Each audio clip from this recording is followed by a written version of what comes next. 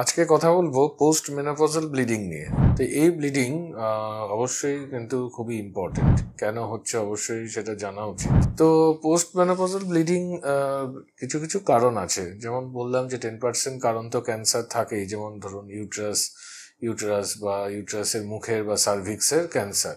এছাড়াও কিন্তু যেটা ভালো যেটা দিক সেটা হচ্ছে 90% ক্ষেত্রে কিন্তু ক্যান্সারের থাকে না। তো মেজরিটি অফ কমন কজ যেটা থাকে যে অ্যাট্রোফিক এন্ডোমেট্রাইটিস বা মেডিকেল টার্মসে যদি বলি, তার মানে যেটা হচ্ছে হরমোনের সাপোর্টের অভাবের ফলে যে ইউট্রাস এবং যে জরায়ুর মুখ অনেক সময় শুকিয়ে গিয়ে সেই জায়গা থেকে কিন্তু অনেক সময় ব্লিডিং হয়, যাকে আমরা বলি অ্যাট্রোফিক এন্ডোমেট্রাইটিস। এর সঙ্গে কিন্তু থাকে যে ইউট্রাসের মধ্যে অনেক সময় কিছু পলিপস থাকে বা হাইপারপ্লেশিয়া থাকে, যে অনেক সময় প্রি ক্যান্সারাস লিশন, এগুলোও কিন্তু ব্লিডিং এর কারণ থাকতে পারে।